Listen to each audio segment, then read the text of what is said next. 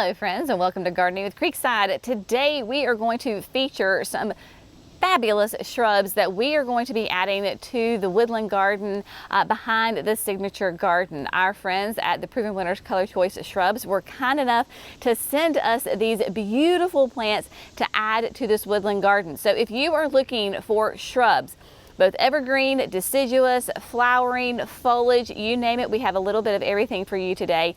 For a garden that gets full to part sun in those shadier conditions, then this is going to be the video for you. We have got natives, we've got deer resistant. Again, a little bit of everything. So we're going to share these plants with you. They are in currently like 1 to 2 gallon containers.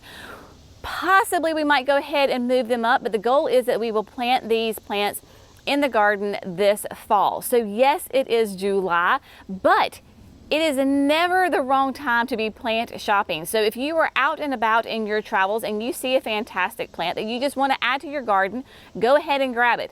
You can do like us, have a nice little plant stash where you're going to just keep them watered, keep them protected, and then come the fall when the temperatures are cooler, you can then add them to your garden. So grab a pen, grab a piece of paper, take some notes, because we are featuring these beautiful shrubs that thrive in those woodland conditions with sun to part sun. Right here I have 3 of different kinds of durvillas. Durvillas are a native shrub. They are deciduous, okay? So just know that they're gonna be deciduous, but they are going to give us color and interest for the other 3 seasons out of the year. They're gonna be hardy in zones 3 to 8 and roughly in that 3 to 4 foot tall and wide range. But even though we have 3 different kinds of durvillas, they're going to give us lots of different interests that complement each other and the garden. So first, we have the Kodiak Spiced. So Kodiak Spiced is going to give us nice kind of those orange hues of foliage, going to give us yellow flowers, which we love that attract the pollinators and give us really kind of a warm tone to the garden. So you're gonna have hues of green and orange, that yellow in there. Nice size to it. They have nice size, very kind of tender looking leaves to them that are nice. Right now they're in the kind of that green hue, but again 3 to 4 foot range, tall and wide, orangey yellow hues with those yellow flowers. So that is Kodiak Spiced. We have Kodiak Red 2.0. So there was a Kodiak Red and then they've come out with a 2.0. 2.0 obviously is going to be kind of a little bit more of that improved version. It is going to have a much brighter, intense red foliage to it. Now, you might be looking at some of these plants that we have right now and you're like, Jenny, that is not red at all. Yes, we are in deep, deep shade. We are hanging these out in the pines to keep them nice and protected from the summer heat. Once it goes into its home into the garden and gets that light that it does need, it is going to get those gorgeous colors. So just think about that when you're adding those plants to your garden. If you're letting it hang out somewhere, you might see a little bit of color variation in them. But again, your Kodiak Red 2.0, much more intense color to it. You're still gonna get those beautiful flowers that attract your pollinators, native species, love that. And then to bring in, so we've got oranges, we've got reds, and then we come in with Kodiak Jet Black. Now the Jet Black, she is already showing some beautiful, nice, dark colors. She's got new leaves on her that are a nice kind of a lighter green, but Jet Black is obviously going to be that really nice, dark black foliage. And what's cool about the Jet Black is that it stays black throughout the entire season. It is not going to fade to a different shade of green. It's going to keep that intense black foliage on it. And then you pair that with a little yellow tubular trumpet-like flowers on it. It is a gorgeous display. Durvillas, why do we want to plant them? They're native. They're going to adapt to our climates really well. That when they are in bloom, your pollinators love it, especially those native honeybees. So those honeybees that we want to support so much, they love the flowers on durvillas, and then the foliage color. You're going to get a huge range of colors and interest within the garden when you're adding these Kodiaks to the garden. So very excited to add these in to the woodland garden. So we have got Durvillas. Let's move on to the next one. All right, so very excited about this next one. This is Sugarina Cristina. This is a summer sweet, a clethra. If you know me, you know that I love summer sweets because, as their name suggests, in midsummer they put on these lovely white kind of bottle brush type blooms that smell divine. They have the most intoxicating fragrance, somewhere between a gardenia, a honeysuckle, a jasmine, somewhere in that realm that just smells amazing. Now, your clethras, these typically can get some size to them. Well, Sugarina Cristina is going to be a nice, tight, dwarf, compact summer sweet. It is only going to get about 2.5 feet tall, 3 feet, 2.5 to 3 feet tall and wide, right? So really nice and tight and compact. So if you have a smaller area in your garden, then this is going to be a great one for you. So not only does Sugarina Cristina, does she not do those beautiful flowers that smell amazing that your pollinators love, come fall, let's fast forward to the cooler temperatures of fall, she's going to turn a bright yellow. I call it big bird yellow. This is a very bright, very attractive yellow foliage on it. Your clethras will do well in damp areas. So if you have a section of your garden maybe that stays a little damp, this would be a great option for you to do. This was developed by Dr. Tom Rainey of NC State University. So I have no doubt that she is going to thrive in my zone 8 climate. But it is hardy in zones 4 to 9. A gorgeous, another one of those native shrubs that is going to be a great option for you. Nice, dwarf, tight, compact habit, beautiful flowers, fragrant flowers, and then of course those fall foliage of those bright, bright yellows. So Sugarina Cristina, very excited to add this to the garden. Because of its nice kind of short, tight, compact habit, this will go somewhere closer to the front of the garden, right? All right, now speaking of another nice, tight, dwarf, compact shrub, this one is evergreen though, so let's look at that. All right, my friends, so now, she might be little now, but she is going to be mighty. Now, I may have said that it was another dwarf one, so she's kind of going to be dwarf, but not really. Dwarf in the fact that she's going to be nice and tight and compact. Meet Hedgebox. Hedgebox is a Japanese holly. Now, she's really not dwarf because she can get like 4 to 7 feet tall, but she's going to be nice and narrow, nice compact space. So if you are looking for a nice, fast-growing, evergreen shrub that's going to give you more upright habit, creates a beautiful kind of privacy screen if that is what you need. So your Hedgebox is that Japanese holly. It is not a boxwood. It may look like a boxwood, but it is not. Why is that important? Well, boxwoods can be susceptible to boxwood blight, boxwood moths. Because this is a holly, that is not, they're not going to be susceptible to those pests, those conditions that often plague your boxwoods. Another fun fact about Hedgebox is that the nice glossy green leaves, which are evergreen, are flat. They're not cup shaped. That makes them very inhospitable to spider mites. That's right. So if you have been plagued with spider mites, but you want to have a nice dark glossy green evergreen foliage upright habit, then Hedgebox is going to be an option for you. It's going to be hardy in zones that 5 to 9, full to part sun, but a nice, fast-growing, resistant to all of the pests, great option for you to create that screen. So we will be using these to create some little nooks and crannies, some privacy spots within that garden over there in the signature space. So very excited about Hedgebox. She's a great one for that evergreen foliage. All right, my friends. I got my hands on some Stormroofs. That's right, the brand new incredible Stormroof hydrangea. So this has been very well talked about. You've seen it out there on social media. So Stormroof is going to be part of that kind of incredible family, right? So incredibles, we know them, we love them. They are those arborescents, those beautiful, nice, big, pure white heads on them. Well, Stormroof is the brand new one out on the market. This is going to be about 3 to 4 feet tall and wide. I believe this is zones 3 to 8. And Stormroof gets its name because it is still going to create those nice, big, huge, classic mop head hydrangea blooms, pure white. but really strong, sturdy stems on them. They get their name because there was a massive storm at Spring Meadow Nursery, which is the home of the Proven Winner Color Choice shrubs. Summer storm, right? Wind, rain, blah, blah, blah, blah, blah. We all know how it goes. They came out to the garden. This baby was still standing up nice and strong.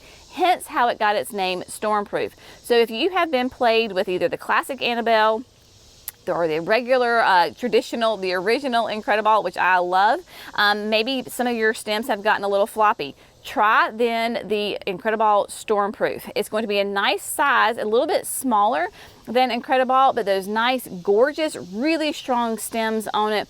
This is going to be a beautiful display in that kind of that part sun shade garden over there in the woodland garden. So very excited that we got our hands on some of these. They are going to be a fabulous addition. We also got one of my absolute favorite humans on the earth, Miss Megan Matai. She is the one of the plant breeders at Spring Meadow Nursery. This is her baby. So Skyview is a Macrophylla hydrangea. They are saying that it is about a continuous reblooming hydrangea because it blooms on both old growth and new growth.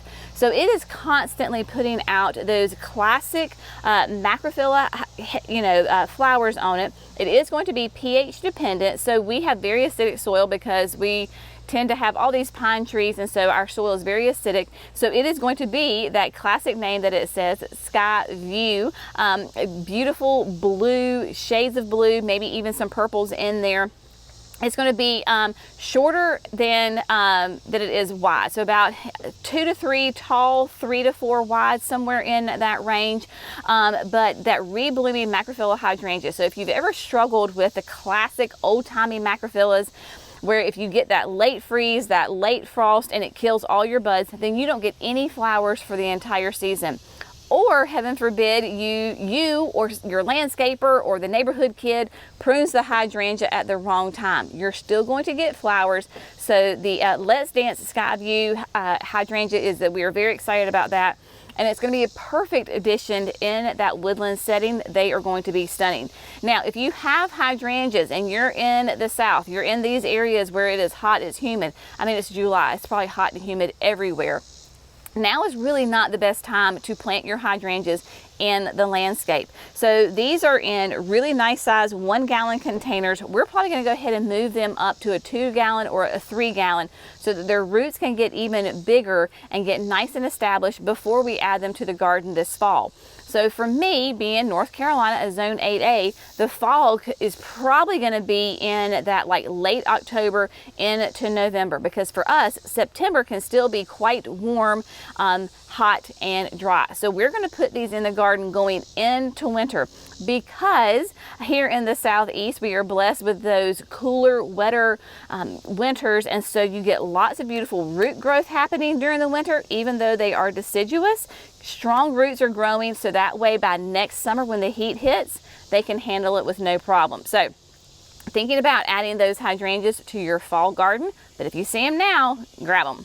All right, so let's talk some evergreens, right? Some beautiful texture in the garden that is going to be there year round. So beside of me, I have got the big, beautiful Cedar Rapids. Cedar Rapids is going to be a false cypress, and yes, she is going to be a big one. 30 feet tall, 12 to 15 feet wide. So this is going to be one that you're going to add to your garden. Maybe you only need 1, maybe you need 3, maybe you need 10. It just depends on your garden space and the privacy that you are looking for.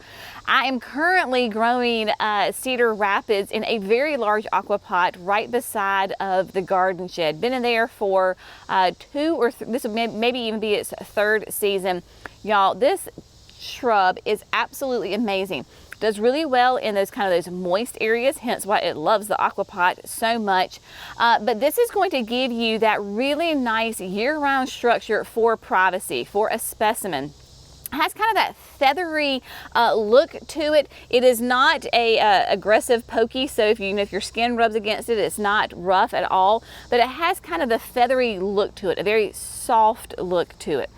So we love this at Cedar Rapids. It is, if you're looking to support your bird population, I know this, sometimes we don't talk about this a lot, but those songbirds in your garden, your evergreen shrubs, trees, this is going to be a great place for them to find shelter, to find protection in the garden. So if you love the songbirds as much as I do, think about adding more of these evergreens to your space, because they just provide a great habitat for the birds, especially in the winter. So that Cedar Rapids, it is going to be hardy in zones 4 to 8, and it can take the full sun, but it doesn't have to.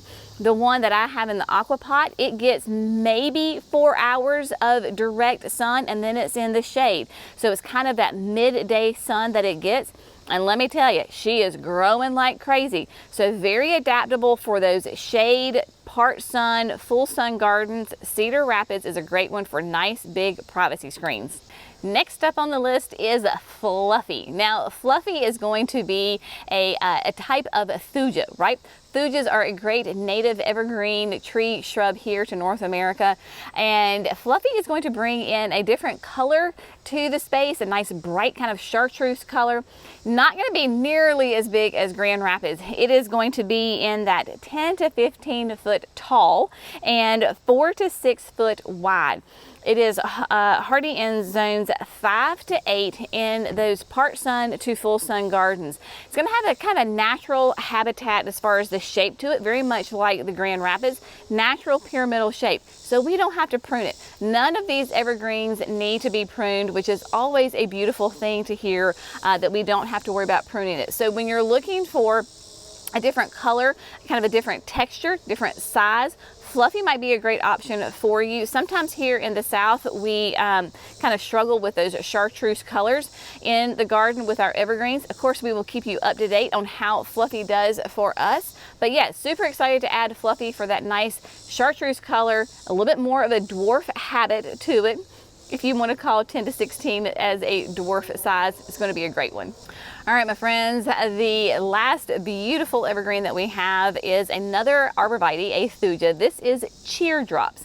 So Teardrops is going to be really fun because it has a very unique shape to it.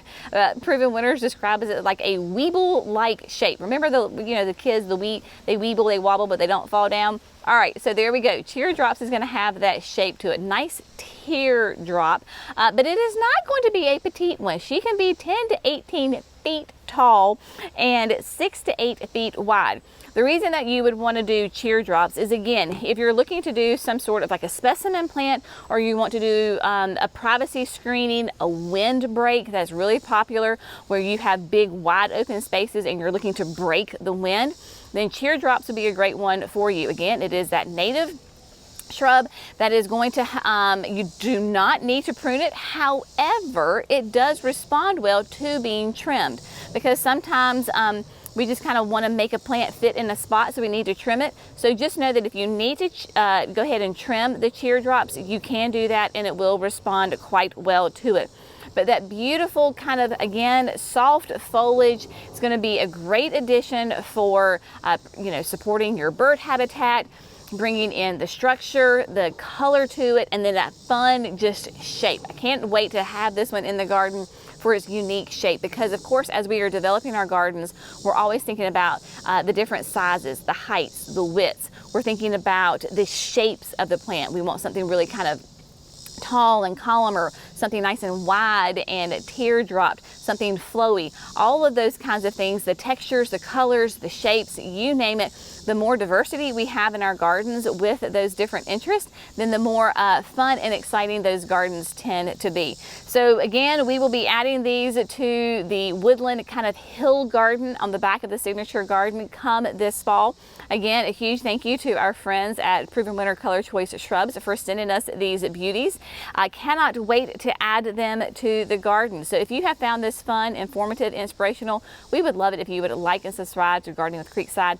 That way you don't miss those 5 videos that we do each and every week for you. As always, we so appreciate you. Y'all have an amazing day, and we'll see you in the next video. Bye, friends.